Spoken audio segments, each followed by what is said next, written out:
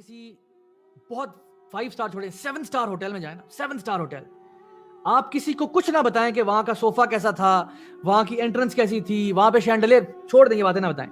آپ لوگوں کو صرف یہ بتائیں کہ وہاں پہ جو نلکے کا ٹاپ تھا نا جس کو ٹرن کرنا, وہ کس کا بنا ہوا تھا. آپ یہ بتائیں کہ وہاں جو ہینڈ ٹاول تھا نا وہ کس کوالٹی کا تھا. آپ یہ بتائیں کہ وہاں پہ جو سوئچز لگے ہوئے تھے نا کمرے کے اندر, لائٹوں کے بٹن جو تھے وہ کس کمپنی کے بٹن لگے ہوئے تھے. آپ یہ بتائیں کہ وہاں پہ جو تھرموسٹیٹ سیٹ کرنے کے لیے جو ایئر کنڈیشننگ کا تھا وہ کیسا تھا. آپ یہ بتائیں کہ کس طرح سے دیواروں کا ٹیکسچر پینٹ کارپٹ کے ٹیکسچر اور پینٹ کے ساتھ میچ کر رہا تھا. یعنی اگر آپ کسی کو صرف یہ چھوٹی چھوٹی چیزیں بتاؤ نا, باقی وہ خود امیجن کر لے گا. اگر اتنی زیادہ, جس کو ہم کہتے ہیں انگلش میں اٹینشن ٹو ڈیٹیل, اگر اتنی زیادہ ڈیٹیل میں آپ گئے ہیں چھوٹی چھوٹی چیزوں پہ, تو سوچو بڑی چیزیں کتنی اچھی ہوں. اللہ سبحانہ و تعالی آپ کو یہ کہہ رہے ہیں کہ تمہارے لیے صرف ایک چھوٹی سی چیز کا ذکر کر رہا ہوں.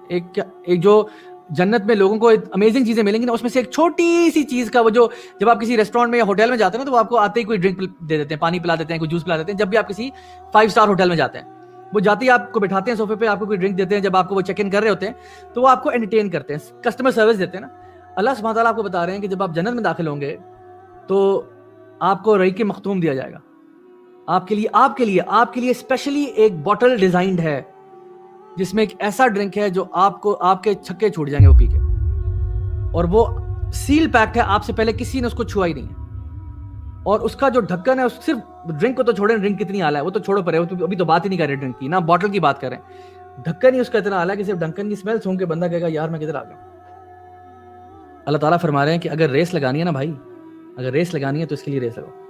کیا تم دنیا کے پیچھے مر رہے ہو, کیا تم دنیا کے پیچھے بھاگ دو اور کہہ رہے ہو یہ دنیا جو ویسے ہی ادنا ہے, دنیا نکلی ادنا سے, چھوٹی چیز ہے, حقیر چیز ہے, مچھر کے پر کے برابر بھی نہیں ہے یہ دنیا. حدیث میں آتا ہے مری ہوئی بکری جو ہے نا, جو ایک بیماری سے مر گئی ہو, اس سے زیادہ حقیر یہ دنیا ہے. اور پوری دنیا جو ہے, لوگ جو ہے وہ سارے اسی کے پیچھے بھاگ رہے ہیں. اللہ تعالیٰ فرما رہے ہیں اگر ریس لگانی ہے نا کسی چیز کی, اگر کوئی ویلیو ہے تو وہ اس کی ہے.